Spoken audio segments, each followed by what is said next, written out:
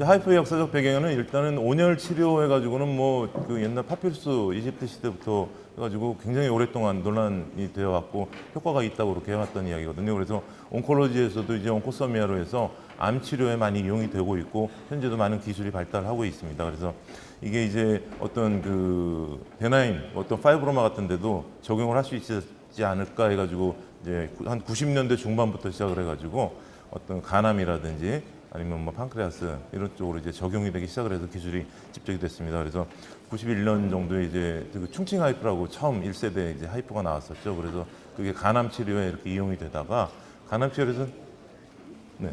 치료에서는 사실 이렇게 큰 성과를 보지는 못했습니다. 그 1세대 기계가. 그래서 간암 치료에서 어느 쪽으로 적용을 시켜볼까 하다가 결국 이제 그 적응증을 찾아낸 게 산부인과의 자궁근종이나 자궁선근증에 훨씬 더 이제 효과가 있을 거다 이렇게 생각을 그쪽으로 접근을 하기 시작했던 게 이제 산부인과 쪽에서의 하이프 치료의 표시가 될 것 같습니다. 90년대부터 시작을 해가지고 지금 4세대 하이프까지 이제 발전이 돼가지고 그 기술은 굉장히 이제 많은 변화가 있었습니다. 1세대, 4세대. 간단하게 요약을 해드리겠습니다. 일단 하이프의 원리는 그 열에 의한 조직괴사 그리고 물리적 관성 공동화 현상이라고 해서 캐비테이션을 그 형성하는 걸 크게 두 가지 기술로 이제 이야기를 할 수가 있거든요. 우리가 햇볕에 돋보기를 비춰가지고 종이를 태우는 것처럼 그 돋보기 자체가 트랜스듀서 역할을 하게 됩니다. 그래서 이 돋보기라는 것을 트랜스듀서로 대치를 해서 그 자체적으로 이제 초음파를 발생하게 해서 초점을 맞추게 해가지고 거기서 발생하는 열로 조직을 태우는 그런 원리로 이제 모든 하이프가 진행이 되고 있습니다. 그래서 그 노랗게 보이는 것이 이제 트랜스듀서를 나타내고요. 그것이 이렇게 초음파 발생을 해가지고 초점을 맞춰서 어떻게 열을 발생시키는지를 보여주고 있습니다. 네, 그래서 온도 올라가는 거 그리고 어떻게 온도가 떨어지는지 그런 걸 이제 테스트해서 보여드리는 그래프입니다. 하이프의 적용 분야는 일단은 뭐 간암이라든지 아니면 브레인의 뭐 그 어떤 그 기능적인 질환이라든지 그 이외의 뭐 호흡기 질환, 뭐 다른 이제 뭐 메타스타틱 튜머라든지 아니면 다른 뭐 스킨 튜머라든지 이런데 이제 온콜로지 쪽에서 될 수 있고 최근에 이제 가장 그 대두되고 있는 게 산부인과하고 비뇨기과에서 많이 대두되고 있거든요. 그래서 산부인과는 이미 그 식약처 허가를 받아가지고 4세대 장비까지 시판이 되고 있는 상태고 올 후반기 아니면 내년 초반기에 거쳐서 비뇨기과 하이프가 이제 그 FDA 등재를 하게 됩니다. 그래서 프로스테이트 하이퍼플라지아라든지 프로스테이트 캔서, 특히나 비뇨기과 하이프는 프로스테이트 캔서로 이렇게 적응증을 허가를 받을 예정이라서 캔서 쪽으로 이 하이프가 적용이 되는 아마 첫 번째 분야가 되지 않을까 그렇게 생각이 됩니다. 산부인과 영역으로는 마이오마로 이렇게 허가를 받은 회사도 있고 파이브로마로 허가를 받은 회사도 있습니다. 그래서 마이오마로 받은 회사는 그 적응증이 거기에 국한되고 파이브로마로 그 허가를 받은 회사는 마이오마와 아데노마이오시스까지 그리고 그게 다른 기계를 통해 가지고 그 브레스트라든지 사이로이드 파이브로마까지도 커버를 할 수 있는 그런 쪽으로 이제 점점 적용 범위가 넓어지고 있습니다. 사실 그동안 이제 자궁근종하고 선근증의 치료를 보면 어떤 약물요법이라든지 수술요법 두 가지 중에 이제 어떻게 할까 고민을 했었거든요. 특히나 그 임신, 분만과 관련될 때는 상당한 딜레마가 있었던 게 사실입니다. 그래서 이 하이프가 도입이 돼가지고 그런 부분을 상당히 상쇄할 거라고 생각을 하는데요. 여전히 약물요법, 수술요법, 또 하이프 이 사이에는 언맷 니드가 있는 것 같습니다. 그래서 이 부분을 우리가 어떻게 현명하게 잘 선택을 해가지고 적응을 시켜나갈 수 있느냐가 앞으로의 과제가 될 것 같습니다. 자궁선근증의 치료는 역시 뭐 수술적 치료는 약물적 치료를 하고 있는데 상당히 어려운 것이 사실입니다. 치료 기간뿐만 아니고 또 치료 후에 또 어떻게 팔로우를 할 것인가, 어느 시점에 중단을 할 것인지, 또 어떤 시점에 또 다시 재치료를 시작을 할 것인지가 현재까지 상당히 딜레마에 있는데요. 그 자궁선근증인 경우는 특히나 하이프 치료에 있어서 그 디스메노라든지 아니면 브리딩이라든지 하는 것들이 드라마틱한 효과를 보고 있는 것이 사실입니다. 그래서 그런 것들이 어느 정도 데이터가 모이게 되면 아마 발표를 할 수 있을 것 같고요. 또 이제 뭐 마찬가지 말씀입니다. 선근증의 치료에 한계가 있다는 거요. 근데 이제 중국의 같은 경우는 하이프가 상당히 널리 그 이용이 되고 있는 상태거든요. 그래서 이미 보편적으로 5cm 미만의 자궁근종은 하이프를 우선 치료를 하라는 게 보편화가 되어 있습니다. 모든 병원들이. 그 수술은 그거 이상 되는 경우에 고민을 해보고 그거 이상 되는 경우에도 하이프를 먼저 해보고 수술은 나중에 결정을 늦지 않는다 하는 것이 보편적으로 받아들여지고 있는 실정이거든요. 그래서 저희들도 이 하이프를 산부인과 영역에서 어떻게 받아들여가지고 적응을 하느냐가 이제 앞으로의 관건인 것 같습니다.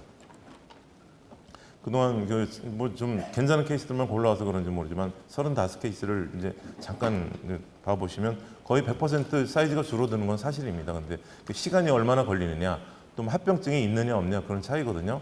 근데 아직까지 저희들이 제가 사용하고 있는 기계에서는 합병증은 발견되지 않고 있습니다. 지금 여러 병원에서 한 1000케이스 정도를 쓰고 있는데요. 1000케이스 동안 한 번도 이렇게 환자가 문제가 돼가지고 응급으로 실려가거나 다음 재수술을 하거나 그런 경우는 없었습니다. 근데 다른 케이스들은 이제 다른 하이프들은 그 이전에 그 기술이 조금 모자랄 때 나왔던 장비들이기 때문에 아마 합병증 관련해 가지고 많은 대학병원에 계신 선생님들이 우려를 표현해왔던 것도 사실입니다. 그러니까 이런 부분들이 앞으로 이제 어떻게 적응이 되나가고 기술이 개발돼 나가느냐에 따라서 많이 이제 하이프가 보급될 수 있는 그런 부분 영향을 미칠 수 있다고 생각을 합니다. 역시나 100% 관해되는 거 보여드리고 있고요. 그 하이프를 과거에는 이제 MRI로 추적 검사를 하는 걸 당연시 해왔었는데요. 최근에는 초음파 가지고도 충분히 그 시술 전과 시술 후를 구분을 해가지고 팔로우를 할 수 있기 때문에 지금 현재 제가 쓰고 있는 장비는 구태여 MRI를 촬영을 하지는 않습니다. 필요한 경우 환자가 원하는 경우라든지 꼭 봐야 되는 경우에는 이제 아니면 쌀콤마로 구분한다든지 이런 경우 이제 그 선택에 따라서 선별적으로 MRI를 쓰지만 거의 초음파를 가지고 전후를 비교해서 그 팔로우를 하고 있습니다. 그 비포 애프터 사진을 초음파 가지고 몇 장을 보여드리면요.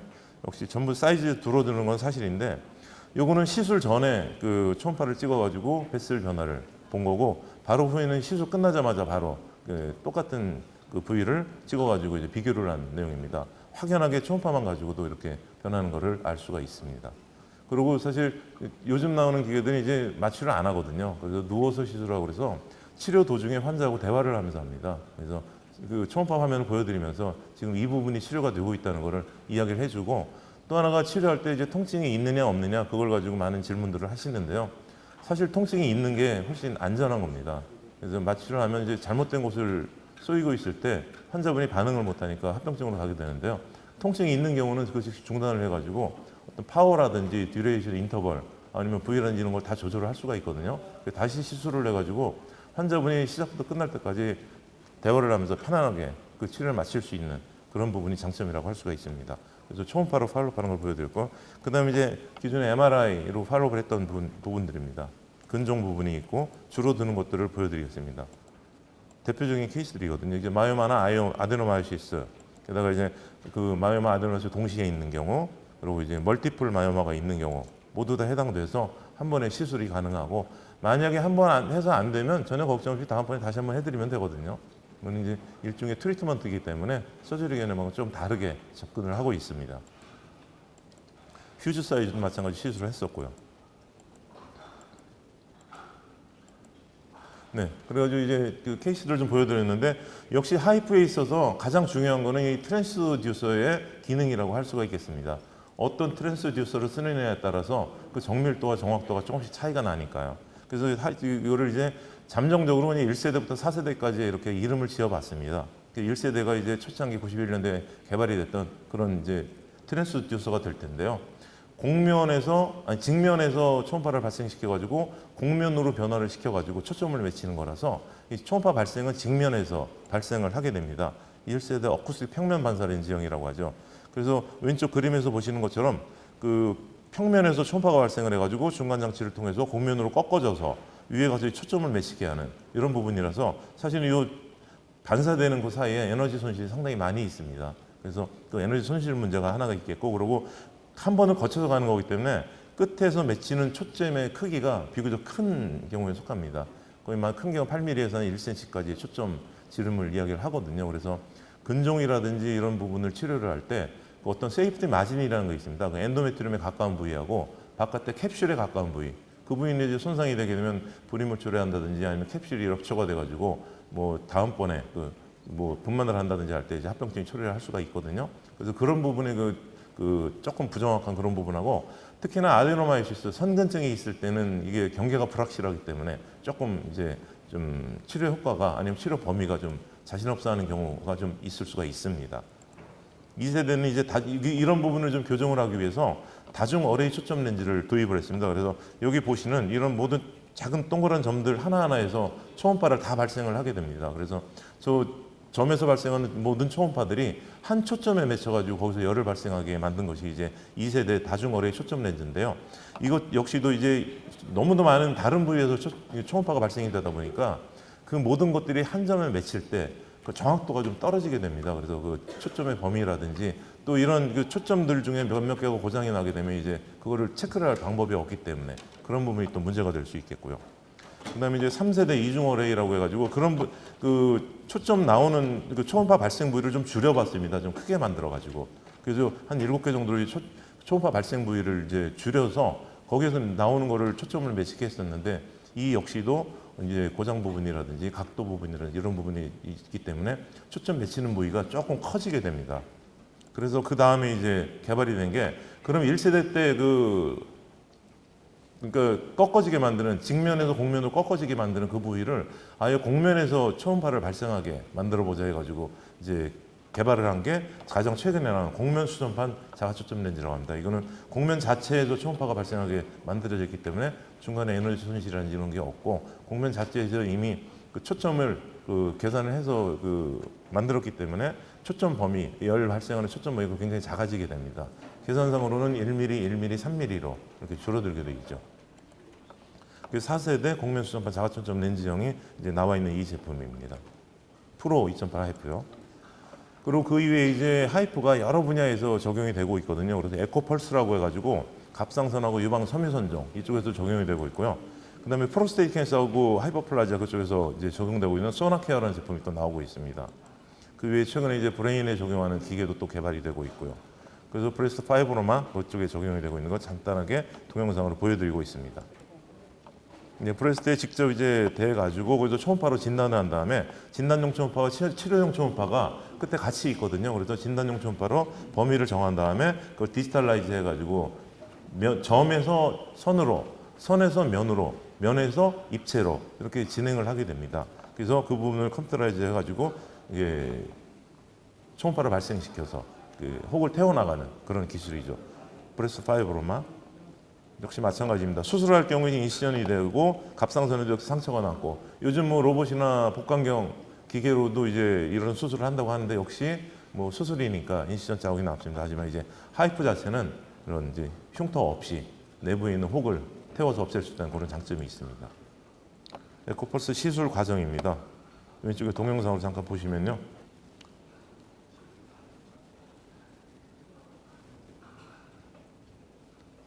모든 것들이 초음파상에서 리얼타임으로 이루어지기 때문에 굉장히 안전하고 혹시나 조금 빗나간다 하더라도 바로 수정을 가할 수 있는 그런 장점이 있습니다.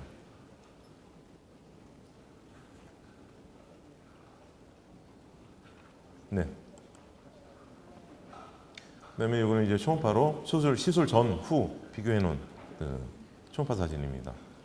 역시 마찬가지로 시술 전후 비교해 놓은 그런 사진이고요. 확실히 효과가 있는 것이 보여지고 있습니다. 이건 에코 관련, 브레스트 파이브로마 관련 논문입니다. 에코펄스 관련. 그다음에 이제 소나케어라고 이거 프로스테이트 캔서하고 하이퍼플라지아 여기 적용이 되는 건데 이거는 유일하게 초음파를 이제 암 치료에 적용했다는데 의미가 있을 수 있습니다. 역시 이거 항문을 통해서 그 트랜스렉탈 초음파를 집어넣어 가지고 거기서 초음파 발생 장치를 통해서 그 프로스테이트에 겨냥을 해서 그 내부에 있는 그 하이퍼플라지아는 캔서를 태워서 없애는 거거든요. 이거는 기존의 그 시토스코프로 깎아내는 그런 방식하고 전혀 달라서 그 뮤코살 레이어를 전혀 건드리지 않습니다. 그 바깥쪽만 태워버리기 때문에 굉장히 이제 합병증이 적고 안전하다고 할 수가 있겠습니다. 프로스테이트 캔서 보여주고 있습니다. 그리고 이제 이런 모든 것들이 사실은 새로운 치료 영역으로 대두가 되고 있기 때문에 과거에 과연 약물 치료나 수술 치료나 이걸 가지고 고민을 하던 와중에 이제 초음파 치료 분야라는 부분이 모든 그 메디컬 부분에서 새로 생겨나고 있는 것 같습니다. 산부인과뿐만 아니라 비뇨기과, 유방 갑상선외과, 신경외과, 또 방사선과 지금 뭐 치료 방사선과 이쪽 부분에서도 관심을 많이 가지고 있으시고 또 최근 들어서 마취과라든지 응급의학과에서 많은 관심을 가지고 계셔가지고 그분들의 이제 뜻을 모아가지고 대한 하이프 연구회를 창립을 하게 됐습니다. 그래서 9월 1일 날 이제 한 24분이 모여가지고 대한 하이프 연구회를 이제 발기인 대회를 가졌고 이거를 창립을 하게 됐습니다. hype-or.kr로 현재 홈페이지는 준비 중에 있고요. 지금까지 이제 각 과에서 그 선생님들이 참여를 해주셨습니다. 그래서 아직도 이제 그 더 참여를 해주실 분들이 또 빈자리가 많이 있거든요. 그래서 관심 있으신 분들은 따로 연락을 해주시길 바라고, 앞으로 이제 이 하이프가 저희들이 이 약물과 수술 치료 이외에 또 새로 선택할 수 있는 그런 치료 분야로서 자리를 잘 잡을 수 있게 많은 관심 부탁드리고 많은 참여 부탁드리겠습니다. 도메인 등록이 좀 완료돼 있고 만들어 나가고 있는 중입니다. 경청해 주셔서 감사합니다.